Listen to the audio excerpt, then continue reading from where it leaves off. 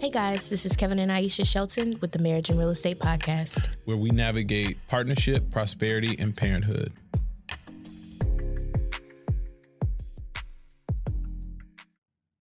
So this is, what episode is this? Do you even know?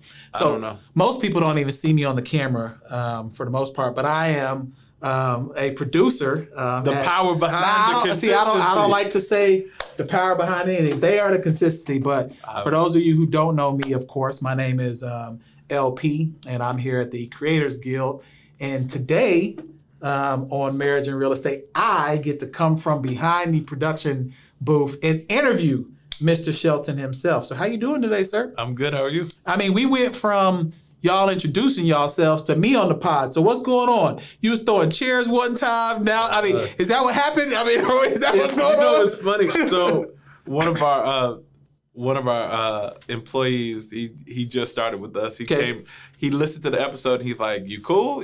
You gonna throw a chair? You gonna break a chair? You straight? You sure?" He should be concerned. I mean, I should be concerned right now because I'm a little close. Why would you be concerned? Hey, man, the chairs hurt. I didn't throw the chair at anybody. Hey, ricochet. Anything can happen. And technically, I didn't throw the chair. Let's break the chair. Let's break that down. I flipped the chair. She's not here to defend herself, so we gotta break it down. I flipped the chair like this.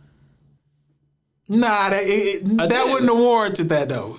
I did. I flipped the chair. I was like, "Don't give a fuck," and I flipped the chair. Was there anything in the chair? There was like clothes and stuff. So it was the chair and clothes then. No, but she wasn't nowhere near the chair. It wasn't like in a direction. It would just happen to be the chair. I don't know. I don't know if I'm buying that. Whether you buy it or not, I mean, look, you don't have to buy anything. I gotta get the chair repaired. You gotta get the chair now. Yeah. So a flip would. I don't know if it would just need to be repaired if it was just a flip. It just broke a leg. It didn't break. Oh, okay, you didn't do too bad. Yeah. Okay, that's not bad at all. It almost made. If it would have flipped completely, it would have been all right. Yeah, but it got caught on the side then. Okay. All right. So again, we got Mr. Shelton here. Let's give your bona fides yourself separately, the things you're involved in. Park Street Homes. Yep. Marriage and Real Estate Podcast. Yep. What other companies should people know you from or businesses that you're involved in? Aisha Shelton Realtor Team.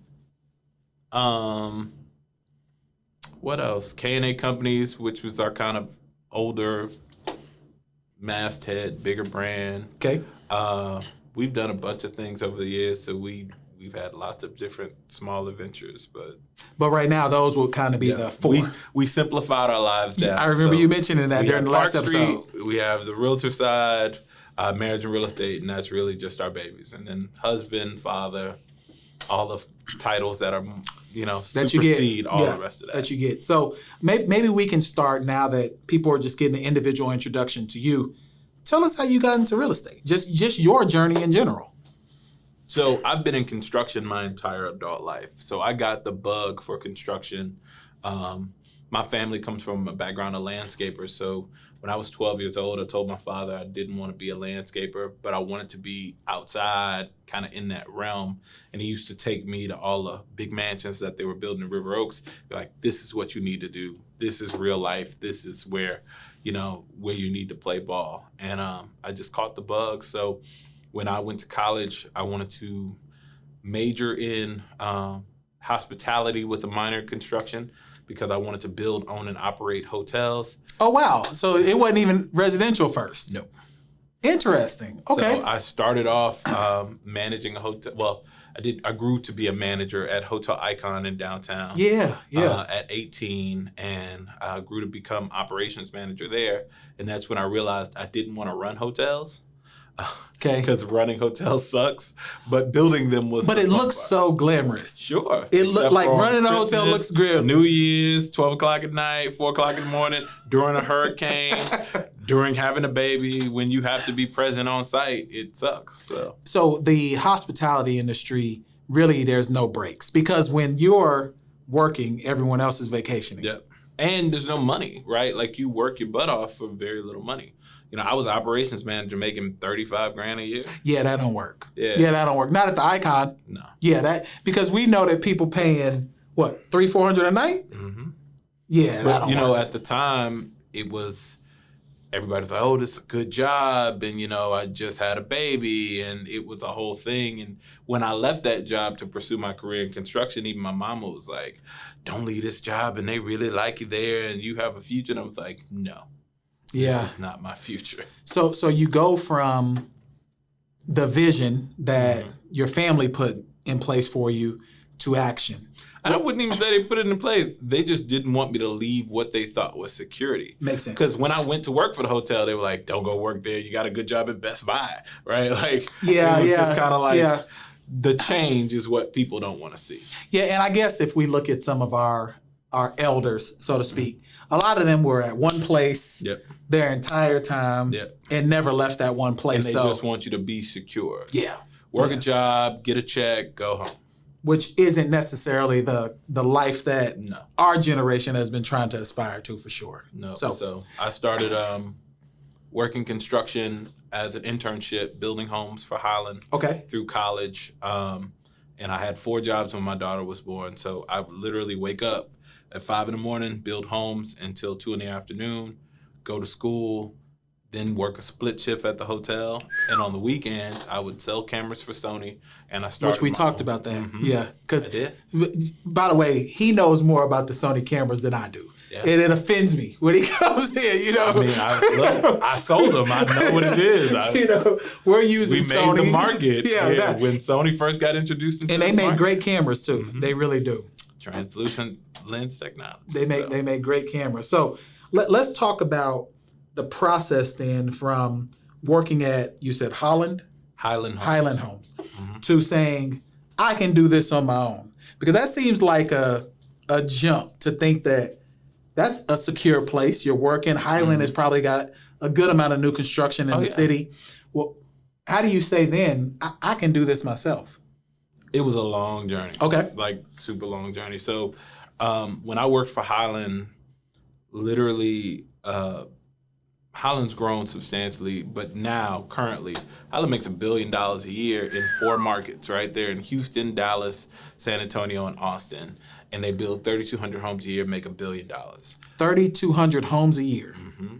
And they build amazing homes. I mean, I can't say enough about the product. Like, they build amazing houses, and I was building houses between 400 to 700,000. And you were the I was just construction manager. Okay. Right. Okay. So, and at that, I was beginning, right? So I'm still in school. Yep. So I'm not even like full time. I'm a construction manager intern.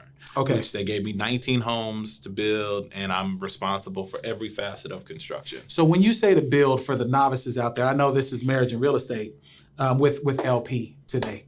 What do you mean by to build? Because I think some people don't understand if they haven't built their own home, haven't done anything custom or new construction. Okay. I don't know if they would understand what it means to actually build a home. So basically, they'd come up, hand you a set of plans, and say, take this from dirt to house. Wow. Okay. But scale that, right? So you're inside a community. So you don't just have one house, you have 19 of them in the same neighborhood. Wow. At a time. So that's why the timelines sometimes don't always go the way they should. I mean, to a degree, it doesn't take a lot to build a house. Well, it takes a lot to build a house, but from a process standpoint, production builders have it all figured out. Okay. So you're not figuring out calculations. You're basically making phone calls to the purchasing department, ordering your lumber package, ordering your concrete, things like that. Your job is site management. So you're managing the subs, you're managing the process, and they give you a schedule to follow. Okay. Right? So it's like order of steps. And having a degree in construction, I can understand reading the blueprints. Gotcha. And then interpreting them into direction for the subcontractor. So obviously Highland is a process, and we'll get into Park Street also. But from start to finish, how long did that process generally take? So with Highland, they were bigger homes, so it took about 6 months. Okay, 6 months.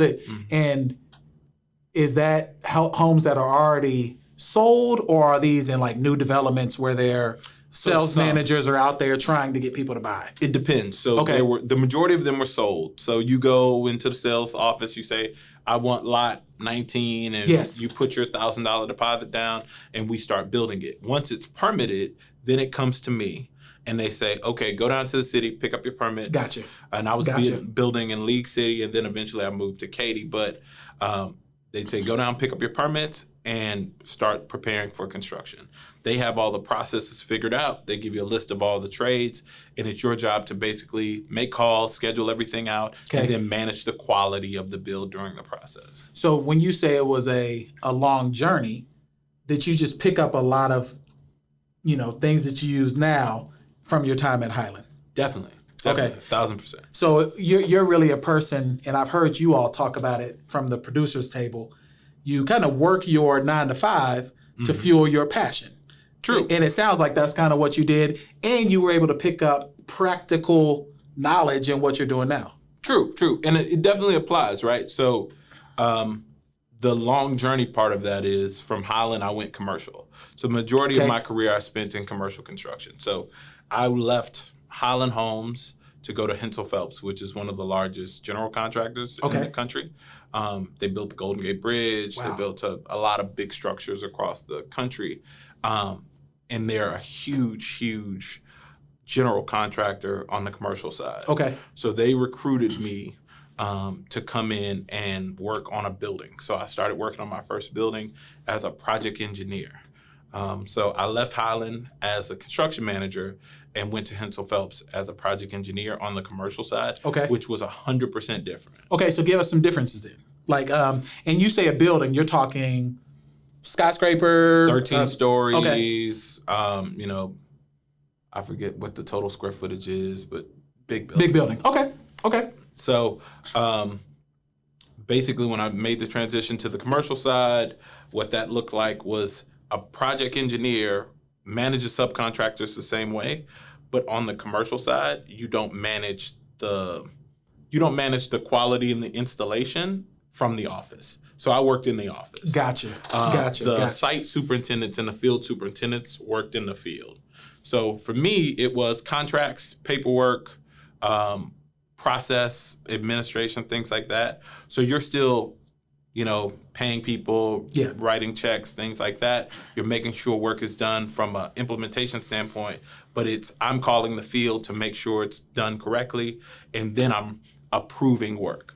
But it's the office side of that. So did you ever go to the field to inspect? Every day. Okay. Because you're on a job site. So you're on a job site to build a building for 2 years. So your office is the job site. Mm-hmm. Office out of a trailer in the job site. So this is 50 different people that work on a building for 2 years, putting it all together. So with that, I had 7 different trades that I was in control of, from landscaping to building signage. And I was responsible to make sure that not only did we bid it out to those subs, that we got their contracts issued, that they ordered everything they need to order, and then got it installed, quality checked, and then got paid at the end of the day. Okay. And then I was also responsible for closing out that entire building. Man, that's a lot of responsibility. I mean, it is. That's what you go to school for. But that's a lot of responsibility. I mean, just thinking by the amount of responsibility you have to close out that project, a lot of people are relying on you. That's what I'm saying. Like, a lot. Yeah. And I did it by myself. So I closed out that entire building. It was 72 file boxes of documents that had to be put together, cataloged, inventoried. No computer inputs? Or man, no, this was before. We had computers and stuff, but this was before people went digital. So everything was paper. So in order to you can scan stuff at least, or because you had to have a physical transmittal for every single everything that you put in that building. You had to have a copy of it. You had to know the specifications of it. You had to have a copy of the contracts. You had to have a copy of the warranty documents, all the security. That sounds terrible. That sounds terrible. It was cool. That sounds cool. I mean, it was a good experience. It's because you like what you was doing, but that does not. And this was a health science building, so it had like the medical equipment and chemicals and things like that. So it couldn't be me. I could already tell you that now. I would have messed that building up. You have a different skill set. I do. Yeah, you do numbers and my skill set is different for sure. Okay, so from there, then tell us how you got to Park Street. Obviously, I know that you and Aisha I think around that time, y'all probably No. even then. Okay. This is we're still in 08, 09. Okay, so we hadn't even got to the marriage part of marriage and real estate. No, I was married, but I was in my first marriage. Okay. So I got married at 20. I had my oldest daughter. You did mention that on the episode before.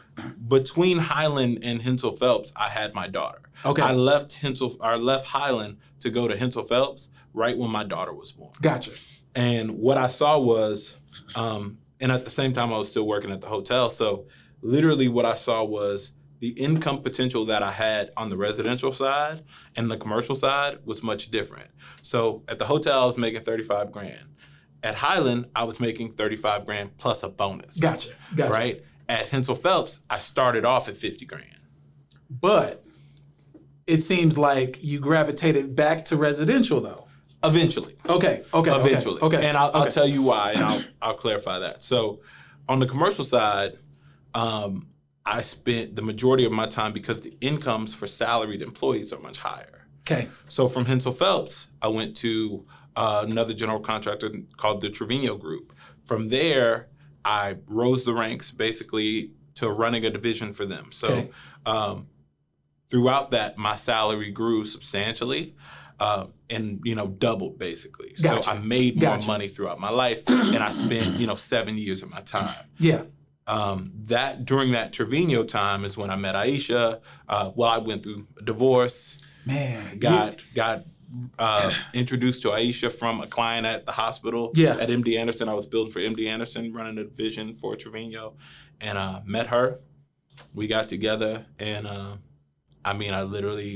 we were inseparable since then. Yeah. And I was still in school the entire time. That's the other caveat. You did mention that. So let's go back to that then. You hadn't finished I was a horrible student. So the degree that you said, hey, I'm gonna get knocked out. The degree I started in 2004. You didn't finish till when? 2014. But that should let people know right here. So look into this camera. Let people know that it ain't where you start, it's when you finish. Because that's what people think. But it ain't where you start. But I'm talking about as far as education is concerned. Like most people think if I start my degree and I don't finish in, 4 to 6 years, even if you end up being, 6-year student, they think I shouldn't go back and finish. So what motivated you to go back and finish? I had no choice. And I didn't go back. I was in school the entire time. Other than periods of time where I was academically suspended, I was in school every semester, full time. Yeah. I ended up with double the amount of credits that I needed, but it didn't apply. Yeah, it didn't apply. So, the problem with that was I was a horrible student and I worked really well. So I had a great career, but the school part, I wasn't as dedicated. Gotcha. So I built this amazing career. I made a bunch of money. I got promotions. I had all this stuff going for me. I was representing my school at professional organizations and events before I had my degree. And when I graduated, I'm graduating with essentially a younger class than the class that I came in with. Of course, yeah. So from a career standpoint, I'm where I should be or surpassed my classmates at the time. Okay. Because I had 10 years worth of work experience by the time I graduated. Yeah, but that's why I tell people too, it doesn't mean that you should stop just because you didn't finish on that timeline. No, that's true. Go back, finish doing what you're doing, and then let's go to Park Street now. I know that there's probably... Well, let me throw one shout out to my wife before. I would not have graduated if really? I didn't start dating Aisha. So, funny story. There was a calculus class that was just kicking my ass. Okay. And I could not pass it. Well, I dropped it 3 times. And I had taken it at HCC over the summer and passed it, but they wouldn't accept my C grade. Oh, they wouldn't take the transfer credit. They wouldn't take the transfer credit until this, and this is a funny combination of things. The semester before, and I could have graduated without this one class. Okay. The semester before, I'd asked them, I said, hey, will you accept this class? They said, nope, because you can still take it. Well, they changed the rules where you could only take a class 3 times or whatever. When they changed the rules is when I was dating Aisha. So she was like, you just need to go to the, registrar's office and ask. So I went to ask, and they were like, now you've dropped the class 3 times. You can no longer take it here. We have to accept this credit from HCC. Wow. So within a semester, less than 6 months, dating Aisha started in August. I graduated that December. Hey, you had a woman by your side that was getting you together. She said, but it wasn't even the end of the journey because literally to make it to the graduation table, I had a marketing class that I had to make to get a 2.0 to walk across the stage and not have to go back. I had to get a B- in a marketing class. And when the final grades came out in December, right before graduation, I got a C+.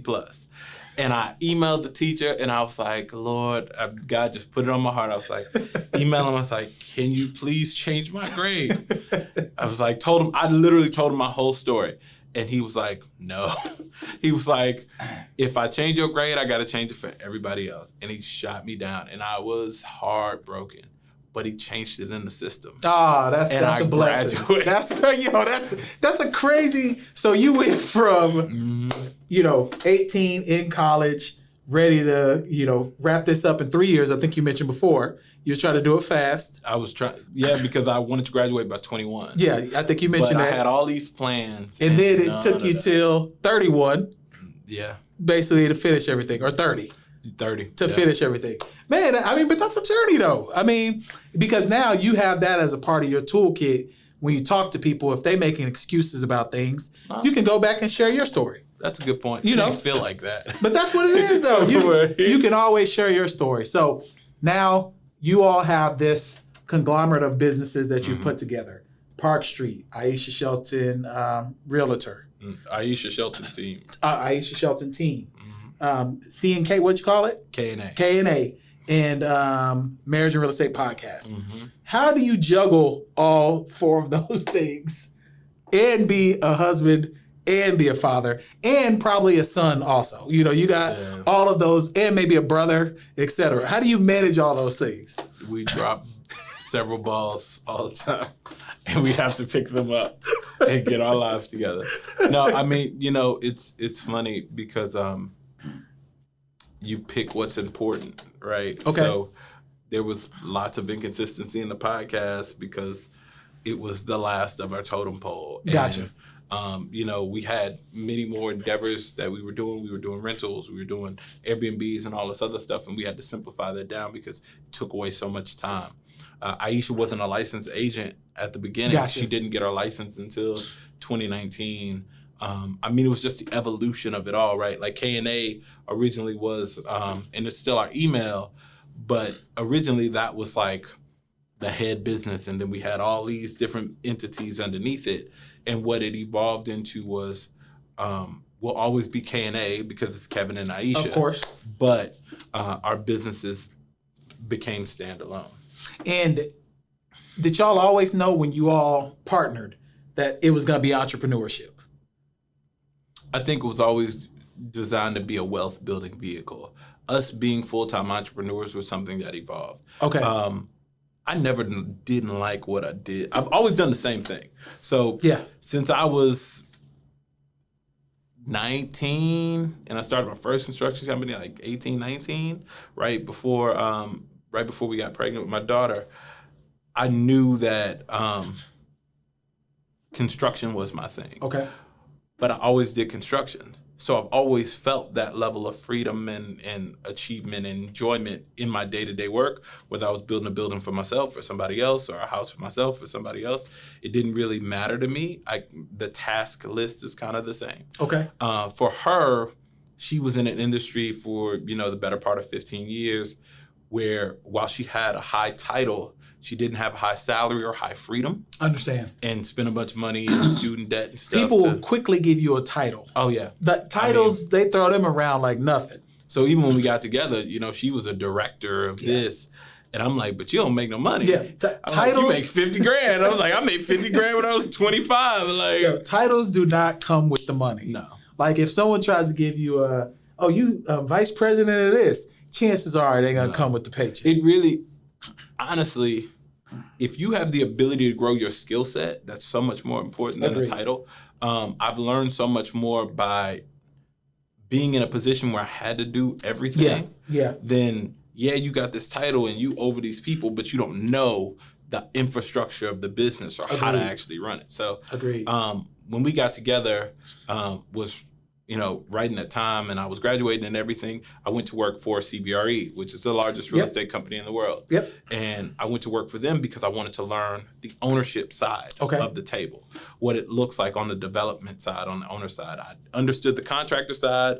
I had good experience in residential and commercial, and now I wanted to understand development, and I wanted to understand the large-scale ownership side of it, and what that gave me exposure to, as well as from a salary perspective, lots more resources. Of course. Right?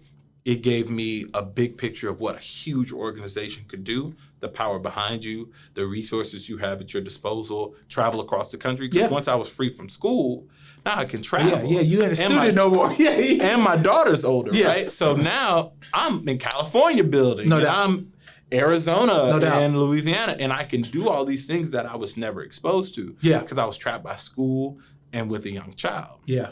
Yeah. So I got the experience to do a lot more. And that's where it really kicked in of, how do we get on the ownership side of this? No doubt. And we knew when we got together, we both wanted to invest in real estate. What evolved was the ownership side of it, to understand now we want to control our time. Okay. Because what Aisha always told me when we first started dating was, look, I have older parents.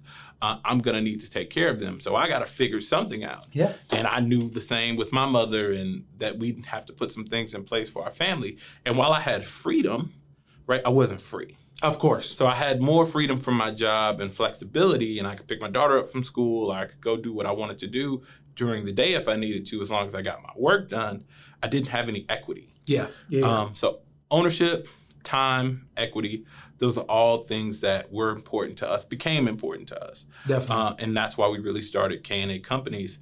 And from that led to the evolution into Park Street and Aisha Shelton Realty. So what was the first, well, you've told this story on the podcast before, her home that she had became the vessel for everything. Maybe just a brief, because I know you all do some Clubhouse. You, of course, have the podcast. You're active on social media. But give people maybe who might have a separate property, how they can take that one property and start into this process of being in real estate.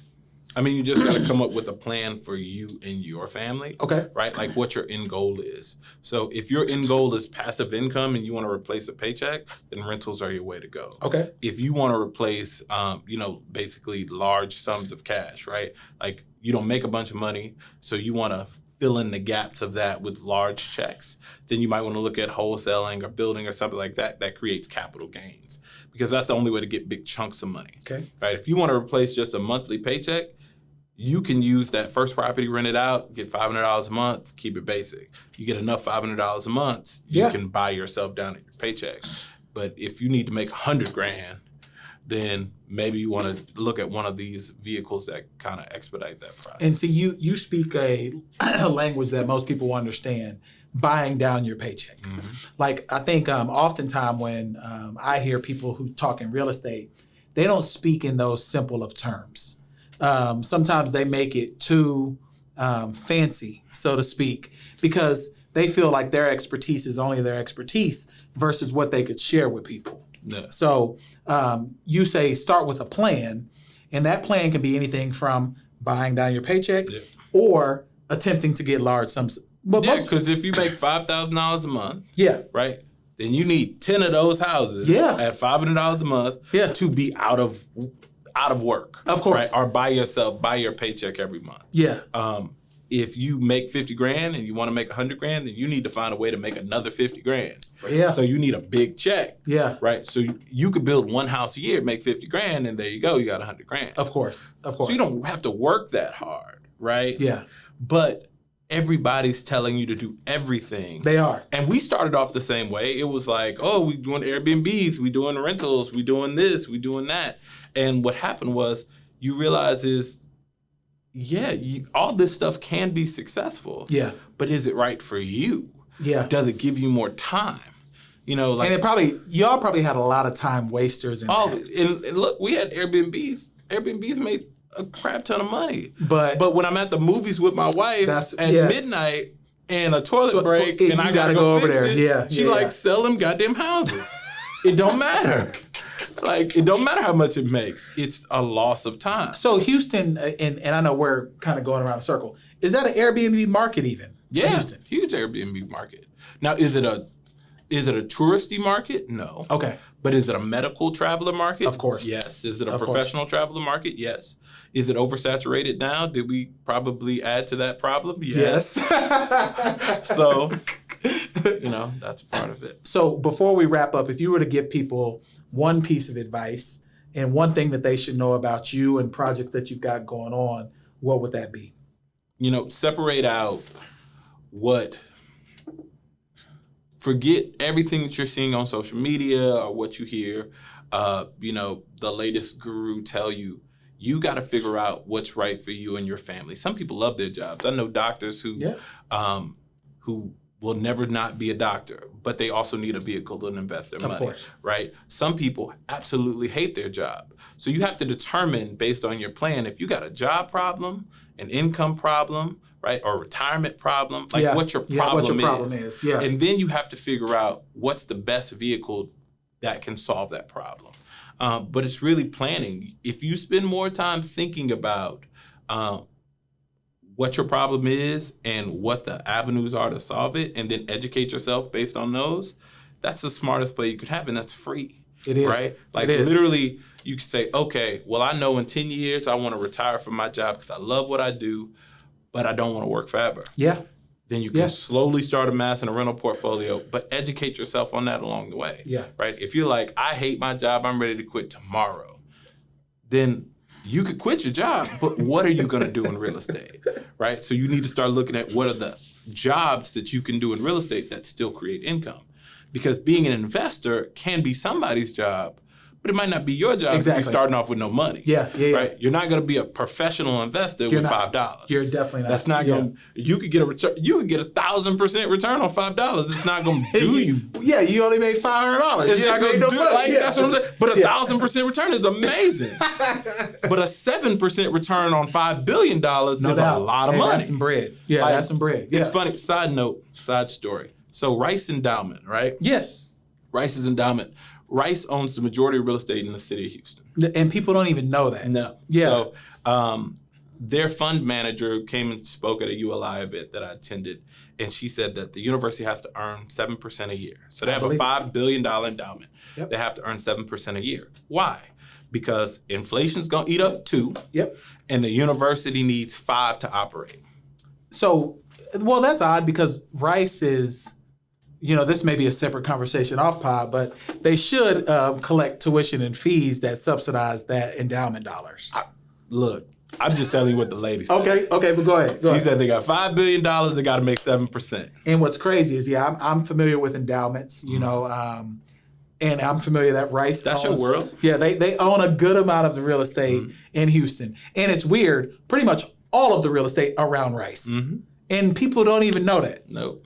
I mean, what you think it's called Rice Village for? But most people don't put the 2 and 2 together. Area. They don't put that together, though. Well, UH would be different, though. No, UH owns the majority of real estate around them. Just recently. That's true. You see what I'm saying? Yeah, Rice has owned it for 100 years. That's what I'm getting at. Yeah, that's so true. It's... but Rice got much deeper pockets than UH.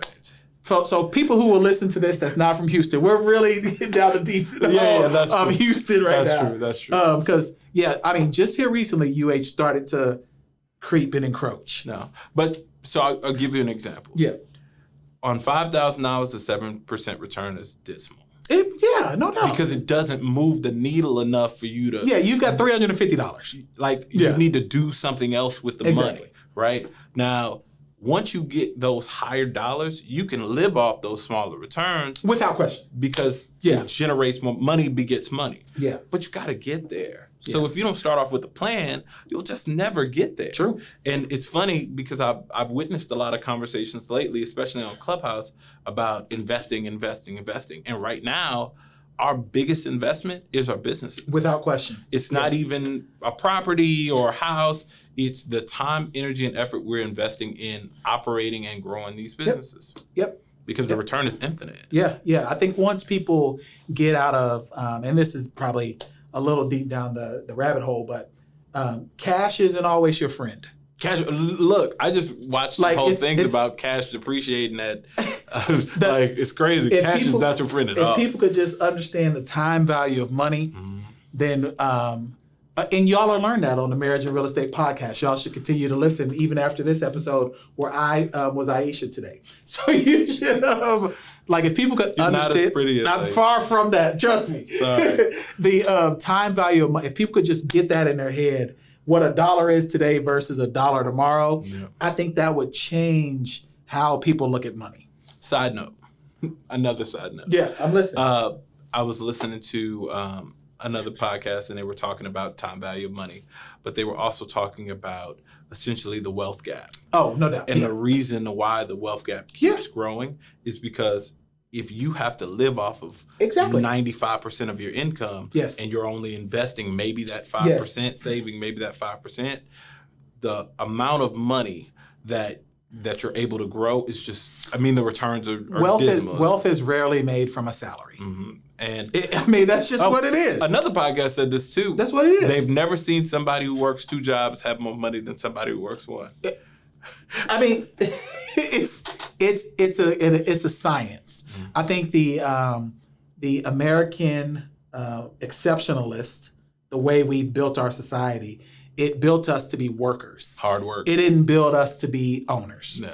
And you can work 3, 4, 5, 6, 7 jobs, but if you're not an owner in one of those, then you won't see the difference in what's happening. So separate that. Society built us to be workers. The government actually supports ownership. The tax code, but land they don't ownership. teach that though. That's true. See, so society is the education system. Oh yeah. Yeah, I would say the government, they definitely want to keep incentivize ownership because they want liquidity in the system. Yeah. They want us. It's gonna trickle on down. But it doesn't. I'm gonna let y'all know when I start trickling down my dollar. You ain't trickling down nothing. I ain't trickling down a damn thing. I'm not trying to trickle down to nobody. You ain't trickling down nothing, Trickle down to these children. I'm not, look, I ain't trying to trickle down shit. Yeah, like the way the government would say is that we incentivize business owners because they're job creators, which that's not actually why they do it. It's just because the tax code is comfortable for people who started the country. Yeah. That's what it is. Yeah. And landowners were the people who started the country. And keep those folks in power. That's what it is. So, but this is, go ahead. Come back to a question that you first asked me. Why did I come back to residential? Ownership, equity in residential is more profitable than working in commercial. That makes sense. I wouldn't have thought about that. Yeah, because... So, I'll give you an example. I can make a $150,000 salary at my commercial construction job. I can build 3 houses in the span of 36 weeks. Yeah. And make that same amount of money. Yeah. It makes complete sense. As you started telling me the timeline and what the initial... And a lot of people don't understand that you don't have to come out of pocket for a lot of this. No. These are banks and... financing and that private you work investors. with. We put people's money to work to make our projects work. We fund our projects by the people. But that's what people don't get. Like oftentimes people think that, man, I don't have $50,000 to start something.